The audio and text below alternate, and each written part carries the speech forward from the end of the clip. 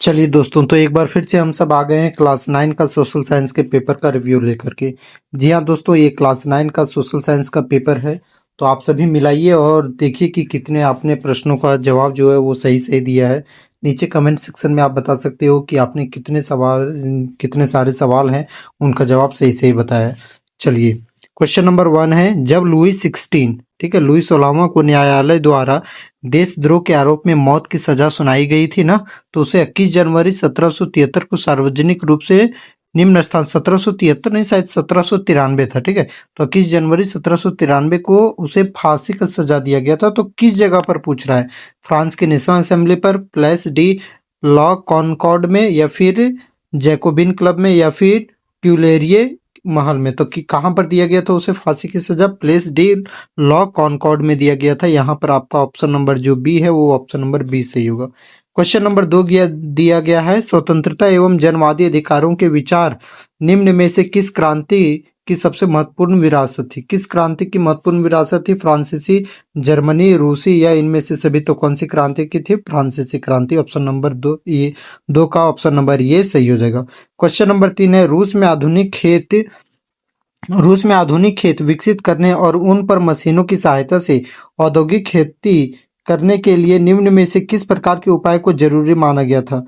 बोल रहा है कि रूस में आधुनिक रूप से खेती विकसित करने और उन पर मशीनों की सहायता से औद्योगिक खेती करने के लिए निम्न में से किस प्रकार के उपाय को जरूरी माना गया था? बताइए। कुलकों का सफाया करना था, या किसानों से जमीन छीनना था, सरकारी नियंत्रण वाले विशाल काय खेत बनाना था, या इनमें से सभी? तो सभी, ये चारों चीज करना था, ये तीनों चीज करना था, है ना। तो यहाँ पर अगला हम लोग क्वेश्चन बढ़ते हैं। क्वेश्चन नंबर 4 में, यूरोप में समाजवाद के पुनर्गठन की संभवतः सबसे दूरगामी दृष्टि प्रदान करने वाली विचारधारा निम्न में से कौन थी? तो बताइए कौन सी विचारधारा थी जो कि आपका दूरगामी दृष्टि प्रदान करने वाली थी? रूढ़िवादी, समाजवादी, उदारवाद, या फिर राष्ट्रवाद?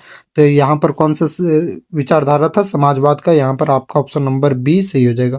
क्वेश्चन नंबर 5 दिया गया है। क्वेश्चन नंबर 5 में क्या है, 1927 से 28 के आसपास रूस के शहरों में किस वस्तु की जो भारी संकट पैदा हो गया था? ठीक है, कौन सा वस्तु का भारी संकट पैदा हो गया था 1927 जो महामंदी आया था उस दौरान में, मंदी के दौरान में? तो अनाज का ज्यादा संकट हुआ था, कि कॉफी का, सूती वस्त्र का, या फिर पाव रोटी का? तो किसका हुआ था? आपका अनाज का ज्यादा हुआ था, ठीक है। क्वेश्चन नंबर 6 में बढ़ते हैं। क्वेश्चन नंबर 6, नाथसीवाद का उदय कहाँ हुआ था? जो नाथसीवाद है यानी कि नाजिम राइज जो हुआ है वो कहाँ पर हुआ? रूस में हुआ आपका, या फिर जर्मनी, यूरोप, या फिर इंग्लैंड में हुआ? कहाँ पर हुआ था? आपका जर्मनी में। ऑप्शन नंबर बी सही हो जाएगा। क्वेश्चन नंबर 7 क्या है, हिटलर की नस्ली सोच निम्न में से किन विचारकों के सिद्धांत पर आधारित थी? कौन से विचार के सिद्धांत पर आधारित थी? बताइए। ठीक है, क्वेश्चन ऑप्शन नंबर ये, सेंट थॉमस एक्विनास एवं अरस्तु, या फिर रेने देकार्ते एवं सेल्फनाडो, या फिर चार्ल्स बेबेज एवं एडम स्मिथ, या फिर चार्ल्स डार्विन एवं हर्बर्ट स्पेंसर? तो किस पर आधारित था? चार्ल्स डार्विन एवं हर्बर्ट स्पेंसर पर। यहाँ पर आपका ऑप्शन नंबर डी सही हो जाएगा। क्वेश्चन नंबर 8 है, औपनिवेशिक काल के दौरान भारत में वन संसाधनों के दोहन में किस यूरोपीय शक्ति ने महत्वपूर्ण भूमिका निभाई थी? बताइए कौन सा यूरोपीय शक्ति है जो कि उस दौरान महत्वपूर्ण भूमिका निभाया था? फ्रांस है, या फिर आपका स्पेन है, या फिर पुर्तगाल है, या फिर ब्रिटेन है? तो कौन सा था? ब्रिटेन। यहाँ पर आपका ऑप्शन नंबर डी सही हो जाएगा।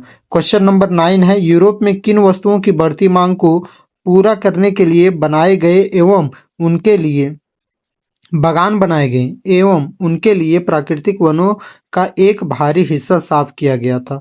ठीक है, तो किसके लिए? यहाँ पर चाय, कॉफी एवं रबड़ के लिए, या फिर चाय पटसन एवं रबड़ के लिए, या फिर कॉफी एवं गेहूं के लिए, या अंतिम ऑप्शन डी, चाय, रबड़ और मोटे अनाज के लिए? तो किसके लिए साफ कराया गया था? यहाँ पर आपका चाय, कॉफी एवं रबड़ के लिए। ऑप्शन नंबर ये सही हो जाएगा।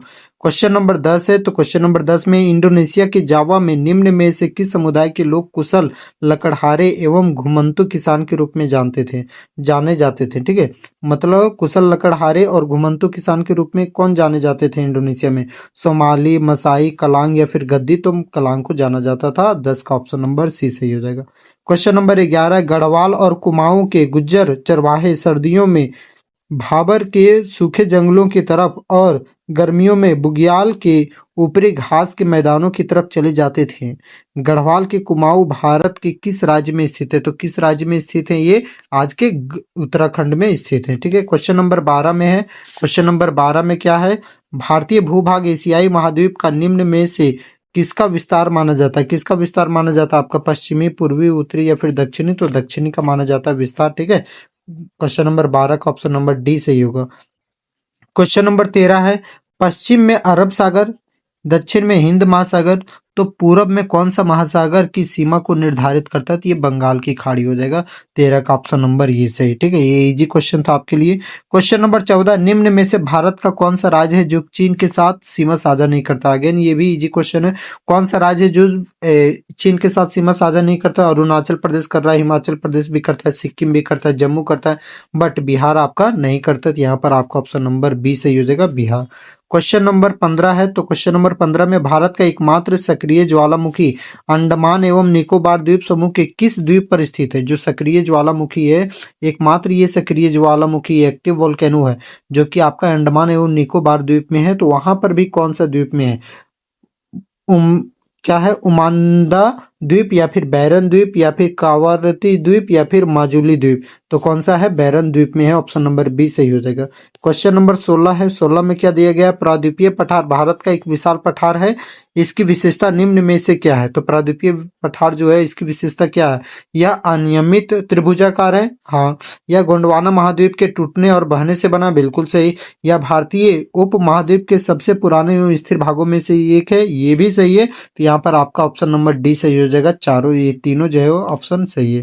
क्वेश्चन नंबर 17 में दिया गया, हिमाद्री के दक्षिण में स्थित श्रृंखला जिसे निम्न हिमालय के नाम से भी जाना जाता है वह भारत के किन राज्यों में पाई जाती है? असम एवं त्रिपुरा में, असम एवं हिमाचल प्रदेश में, असम एवं उत्तर प्रदेश में, असम एवं अरुणाचल प्रदेश? तो कौन सा हो जाएगा? असम एवं Himachal Pradesh. Option number B सही होगा। क्वेश्चन नंबर 18 है, महादेव, कैमूर तथा मैकाल निम्न में से किसके नाम है? ठीक है, महादेव, कैमूर और मैकाल किसके नाम है? नदियों, पर्वतों, पहाड़ियों और पठारों? तो किसके नाम है? ये पहाड़ियों के नाम है। ठीक है, 18 का option number C. Question number 19 है, दुधवा राष्ट्रीय पार्क भारत के किस राज्य में? तो किस राज्य में है ये? उत्तर प्रदेश राज्य में। ठीक है, अगला है, निम्न में से कौन सी नदी हिमालय से नहीं निकलती है? तो कौन सी नदी है जो कि आपका हिमालय से नहीं निकलती? सिंधु तो हिमालय से निकलती, गंगा, ब्रह्मपुत्र ये तीनों हिमालय से निकलती है, जबकि कृष्णा जो नदी है आपका, ये आपका नहीं निकलती। तो यहाँ पर आपका ऑप्शन नंबर जो डी है वह सही हो जाएगा। क्वेश्चन नंबर 21 दिया गया, 21 में है, धुआंधार जलप्रपात भारत के किस राज्य में स्थित है? तो भारत के किस राज्य में? आपका मध्य प्रदेश के जबलपुर में है ना। तो ऑप्शन नंबर ये सही हो जाएगा। क्वेश्चन नंबर 22 है, निम्न में से कौन अत्यंत ठंडे पवनों से भारतीय उपमहाद्वीप की रक्षा करता है? कौन है जो कि भारतीय उपमहाद्वीप की रक्षा करता है अत्यधिक ठंड से? ठीक है, तो यहाँ पर आपका कौन सा हो जाएगा? चक्रवातीय वर्षा या फिर समुद्री लहर या फिर हिमालय पर्वत या फिर उष्ण कटिबंधीय वन? तो यहाँ पर क्या हो जाएगा? आपका 22 का ऑप्शन नंबर सी जो है, हिमालय पर्वत रक्षा करती है। ठीक है, क्वेश्चन नंबर 23 है, पारिस्थितिक तंत्र के असंतुलन का प्रमुख कारण निम्न में से कौन माना जाता है? ठीक है, कौन है जो कि पारिस्थितिक तंत्र का जो ये क्या है, असंतुलन का प्रमुख कारण किसे माना जाता है? अत्यधिक शिकार करना, ये हाँ इसे भी मान सकते हैं। वनों की अंधाधुंध कटाई करना, ये भी है। औद्योगिक अपशिष्ट एवं तेजाब जमाव का होना, तेजाबी जमाव का होना, हाँ ये भी सही है। तो मतलब इन तीनों ऑप्शन सही है। तो यहाँ पर 23 का आपका ऑप्शन नंबर डी सही हो जाएगा। क्वेश्चन नंबर 24 है, सुंदरी वृक्ष निम्न में से किस स्थान पर पाए जाते हैं? सुंदरी वृक्ष हिमालय के तराई में, ठीक है, या फिर आपका गंगा ब्रह्मपुत्र के डेल्टा क्षेत्र में, मरुस्थलीय क्षेत्र में, तटवर्ती क्षेत्र में? कहां पर? गंगा ब्रह्मपुत्र के डेल्टा क्षेत्र में। 24 का ऑप्शन नंबर बी सही हो जाएगा। 25 में, जिस शासन प्रणाली में सरकार का चुनाव जनता के द्वारा किया जाता है, मतलब सरकार का चुनाव जनता के द्वारा करते हैं, उसे हम लोग क्या कहते हैं? तो लोकतंत्र कहते हैं ना। तो 25 का ऑप्शन नंबर सही जो है वो सही हो जाएगा। 26 में, एक गैर लोकतांत्रिक देश में निम्न में से क्या देखने को नहीं मिलता है? बताइए क्या देखने को नहीं मिलता है? वहां बहुदलीय चुनावी व्यवस्था होती है, वहां विपक्षी दल अपनी भूमिका निभाता है, वहां सरकार की आलोचना कर सकने वाली स्वतंत्र मीडिया होता है। सब का सब ये सही हो जाएगा, मतलब तीनों ऑप्शन सही है। तो यहाँ पर 26 का ऑप्शन नंबर डी सही हो जाएगा। क्वेश्चन नंबर हम लोग बढ़ते हैं 27 में। 27 में लोकतंत्र निम्न में से किस सिद्धांत पर आधारित है? बताइए, एक औपचारिक प्रथा पर, कि राजनीतिक समानता पर, या फिर जाति प्रथा पर, या इनमें से कोई नहीं। तो यहाँ पर बताइए, इसके लिए क्या हो जाएगा, यहाँ पर ऑप्शन नंबर बी सही हो जाएगा, राजनीतिक समानता पर। ठीक है। क्वेश्चन नंबर 28 में हम लोग बढ़ते हैं। तो 28 में है, भारतीय संविधान के निर्माताओं ने संविधान को ना बदले जा सकने वाले कानून के रूप में नहीं देखा था। ठीक है। इसलिए संविधान में समय समय पर बदलावों को शामिल किया जाता रहा है। इन होने वाले बदलावों को हम लोग क्या कह सकते हैं? ठीक है, संविधान की प्रस्तावना या फिर संविधान का प्रारूप, संविधान की धारा। तो जो बदलाव होता है उसे हम लोग क्या कहते हैं? संविधान संशोधन कहते हैं। तो इसके लिए ऑप्शन नंबर डी जो है वो सही हो जाएगा। क्वेश्चन नंबर 29 में है, यहाँ पर नहीं दिख रहा है बट आप लोग समझ जाइएगा कि ये आपका कौन सा क्वेश्चन नंबर है। क्वेश्चन नंबर 29 वाला है। ठीक है। क्वेश्चन नंबर 29 में निम्न में से कौन एक ऐसा व्यक्ति है जो भारतीय संविधान सभा का सदस्य तो नहीं थे, परंतु संविधान सभा के अनेक सदस्य उनके विचारों से बहुत ज्यादा क्या रखते थे? अनुयायी रखते थे। तो कौन थे वो? महात्मा गांधी। आपका ऑप्शन नंबर ये सही हो जाएगा। क्वेश्चन नंबर 30 में हम लोग बढ़ते हैं। तो 30 में क्या दिया गया है आपका, कि लोकतंत्र में चुनाव के कानूनों के अनुसार कोई भी उम्मीदवार, ठीक है, कोई भी उम्मीदवार या तो दल निम्न में से कौन सा काम नहीं कर सकता है? 4 ऑप्शन दिया गया, तो कौन से काम नहीं कर सकता उम्मीदवार या तो वो पार्टी? मतदाता को प्रलोभन या घूस या धमकी देना, हाँ ये काम नहीं कर सकता है वो। ठीक है। जाति या धर्म के आधार पर वोट मांगना, ये भी गलत है। किसी भी प्रकार के सरकारी संसाधनों का उपयोग करना, ये भी गलत है। वो अलग बात है कि आजकल लोग जाति एवं धर्म के आधार पर वोट मांगते हैं। तो ये सब का सब क्या है, ये सभी चीजें नहीं करनी चाहिए। तो यहाँ पर आपका ऑप्शन नंबर डी सही हो जाएगा। ठीक है। क्वेश्चन नंबर 31 में बढ़ते हैं। जब किसी विधानसभा या लोकसभा के एक क्षेत्र में किसी सदस्य की मृत्यु या त्यागपत्र देने से सीट खाली होती है और उस पर दोबारा चुनाव कराए जाते हैं, तो इसे होने वाले चुनाव को हम लोग क्या कहते हैं? उपचुनाव कहते हैं ना। जैसे कि अभी बिहार में नीतीश कुमार जो है वो क्या कर दिए हैं, वो इस्तीफा दे दिए। ठीक है। तो वहां पर क्या होगा, अगर होने का होगा तो उपचुनाव होगा। ठीक है। नेक्स्ट हम लोग बढ़ते हैं क्वेश्चन नंबर 32 में। निम्न में से भारत की न्यायपालिका का क्या काम है? तो न्यायपालिका का क्या काम है? वह कानून के शासन की रक्षा करती है। हाँ ठीक है, ये काम करती है। वह कानून की सर्वोच्चता को सुनिश्चित करती है, ये भी करती है। वह विवादों को कानून के अनुसार हल करती है, बिल्कुल सही। तो ये तीनों सही है। तो यहाँ पर आपका ऑप्शन नंबर डी सही हो जाएगा। क्वेश्चन नंबर 33 है, निम्न में से किस अधिकार को मौलिक अधिकारों के अंतर्गत डॉक्टर भीमराव अंबेडकर ने भारतीय संविधान की आत्मा और हृदय कहा था? बताइए, किसे कहा था आत्मा और हृदय?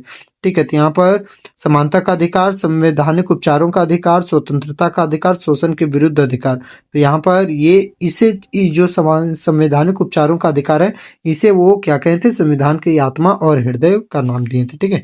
क्वेश्चन नंबर 34 में आते हैं। तो भारतीय अर्थव्यवस्था का सर्वाधिक श्रम अवशोषित करने वाला क्षेत्र निम्न में से किसे माना जाता है? बताइए। ठीक है। भारतीय अर्थव्यवस्था का सर्वाधिक श्रम अवशोषित करने वाला क्षेत्र किसे माना जाता है? कृषि, उद्योग, शिक्षा या फिर सूचना प्रौद्योगिकी को किसे माना जाता है? कृषि को माना जाता है। ऑप्शन नंबर ये सही। 35 में पालमपुर में मंझोले, ठीक है, और बड़े किसानों के कितने परिवार निवास करते थे? तो कितने परिवार निवास करते हैं? आपका 60 परिवार। ऑप्शन नंबर ये सही हो जाएगा। क्वेश्चन नंबर 36 में बेरोजगारी में वृद्धि किस प्रकार की अर्थव्यवस्था का सूचक मानी जाती है? मंदीग्रस्त, पूंजीवादी, या फिर मिश्रित, या फिर इनमें से कोई नहीं। तो ये क्या माना जाता है आपका? मंदीग्रस्त। तो ऑप्शन नंबर ये सही हो जाएगा। ठीक। क्वेश्चन नंबर 37 में बढ़ते हैं। ग्रामीण क्षेत्रों में पाई जाने वाली अदृश्य बेरोजगारी को निम्न में से किस नाम से जाना जाता है? तो जो गांव में जो बेरोजगारी पाई जाती है, अदृश्य बेरोजगारी, उसे हम सब प्रच्छन्न बेरोजगारी मानते हैं। ठीक है। ऑप्शन नंबर सी जो है वो सही होगा। क्वेश्चन नंबर 38 में है, निम्न में से कौन भारत के विकास की रणनीति का एक प्रमुख उद्देश्य रहा है? कौन है जो कि रणनीति का प्रमुख उद्देश्य रहा है आपका? बताइए। जनसंख्या वृद्धि, या फिर कृषि का पिछड़ापन, या फिर निर्यात की दर को घटाना, या फिर गरीबी उन्मूलन। तो क्या है? गरीबी उन्मूलन। ऑप्शन नंबर डी सही हो जाएगा। 39 में मानव संसाधन विकास पर सबसे अधिक ध्यान केंद्रित करने वाला राज्य निम्न में से किसे माना जाता है? ओडिशा, आंध्र प्रदेश, झारखंड, या फिर केरल। किसे मानते हैं? केरल को मानते हैं। यहाँ पर आपका ऑप्शन नंबर डी जो है वो सही हो जाएगा। ठीक। क्वेश्चन नंबर 40, ठीक है, ये लास्ट क्वेश्चन है। उसके बाद फिर आप लोग नीचे कमेंट में बताइएगा कि कितना आप लोग जो है वो जवाब को सही कर पाए। ठीक है, कितने सारे सवाल का जो है वो जवाब सही से दे पाए। क्वेश्चन नंबर 40 से, स्वतंत्रता के पश्चात भारतीय नीति निर्माताओं ने खदानों में आत्मनिर्भरता प्राप्त करने के लिए कृषि के उत्पादन में वृद्धि की एक नई रणनीति बनाई, जो कृषि के उत्पादन के क्षेत्र में देखने को मिली। उसका नाम क्या है? तो भाई ये हरित क्रांति ने इतना लंबा करके पूछा है, सीधा सीधी है, ये हरित क्रांति है। ठीक है, फसल से रिलेटेड है ये। चलिए, कितने सारे सवालों का जवाब आप लोग सही सही कर पाए हैं ये बताइएगा नीचे में। और आज का वीडियो यहीं पर समाप्त होता है। आगे 10th क्लास का और भी कुछ अगर आप लोग तैयारी कर रहे हैं, क्योंकि आप लोग 10th क्लास में जाओगे, तो 10th क्लास का मैंने ऑलरेडी लेक्चर बनाना स्टार्ट कर दिया है। आप जाइए, चैनल में विजिट कीजिए, प्लेलिस्ट में जाइए, वहाँ पर साइंस का मिल जाएगा। कुछ ही दिन में सोशल साइंस का स्टार्ट होने वाला है। फिर हम लोग मिलेंगे नेक्स्ट वीडियो में। Till then, bye bye.